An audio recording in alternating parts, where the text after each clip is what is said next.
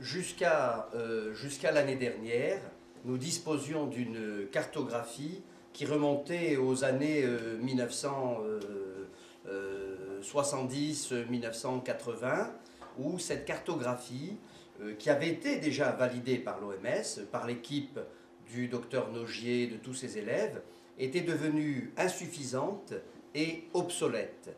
Obsolète parce que les recherches scientifiques ont montré que cette cartographie ne se prêtait plus aux nouvelles découvertes. Alors, nous avons fait des travaux scientifiques, nous avons disséqué 10 cerveaux anatomiquement, pour comprendre comment étaient organisées les masses cérébrales et les cartographies cérébrales.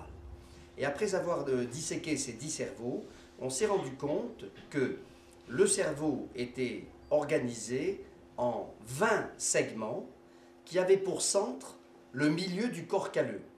Le corps calleux, c'est un organe du cerveau qui fait communiquer l'hémisphère droit avec l'hémisphère gauche. Nous avons étudié des pavillons d'oreille et nous nous sommes rendus compte qu'on retrouvait sur le pavillon de l'oreille, qui est une image du cerveau, la même subdivision. Et c'est ainsi qu'on a pu proposer au monde scientifique, on a pu proposer cette nomenclature qui, comme vous le voyez, comprend 20 segments, les 20 segments que vous voyez là, et qui est centré par le milieu du corps calleux. Le corps calleux est ici à l'oreille. La représentation du corps calleux se trouve là. Et de cette manière, nous avons pu localiser les 196 points, parce qu'il y a environ 196 points isolés sur le pavillon de l'oreille, représentés sur le pavillon de l'oreille, sur la face externe et sur la face interne.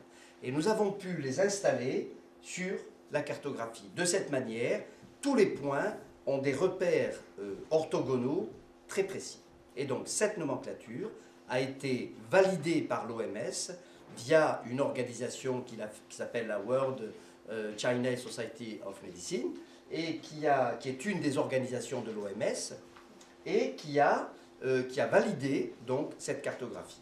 C'est donc la nouvelle nomenclature, désormais qui devra être utilisée par tous les auriculothérapeutes du monde.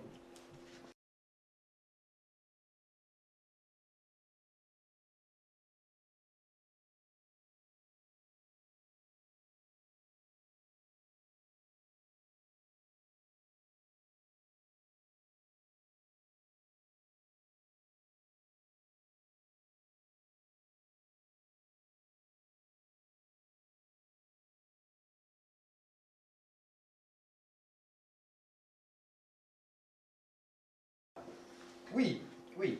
Par exemple, vous voyez ici sur la nomenclature, comme vous le voyez, chaque point a un repère orthogonal bien précis. Par exemple, ce point-là, c'est le point du pouce.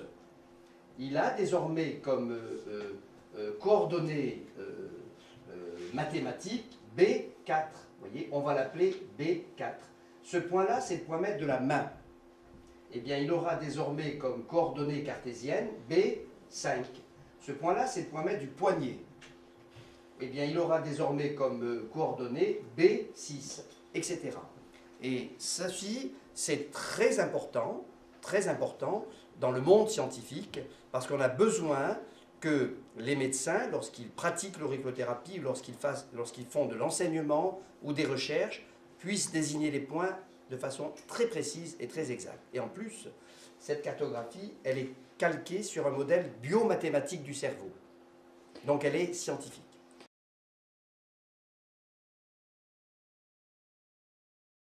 Ah, tout à fait, tout à fait. Les recherches scientifiques avancent, continuent de se développer. Alors, trouver des nouveaux points, je ne sais pas. Mais préciser les points déjà existants, oui. Pourquoi? Parce que l'efficacité du traitement dépend directement de la justesse du raisonnement neurologique et de la détection cartographique. Donc, plus un point est repéré, plus un diagnostic est précis. Plus son repérage à l'oreille sera précis, plus si on le fait avec une cartographie scientifique et précise, plus le traitement sera efficace. Of course.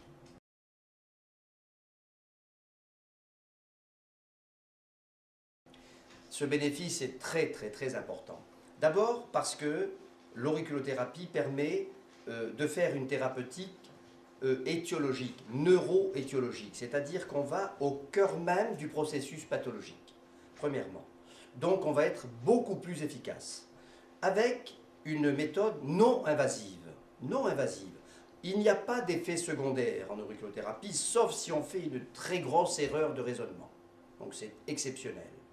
Le bénéfice économique est fondamental. J'ai un de mes élèves à Paris qui a fait son mémoire, sa thèse, sur cet aspect économique. Et il a démontré qu'on avait un bénéfice de plus de 47% de dépenses de santé en soignant un patient pour la même pathologie avec une pharmacothérapie et avec l'auriculothérapie. Et avec un bénéfice thérapeutique de 22% plus efficace. Ce qui est non négligeable.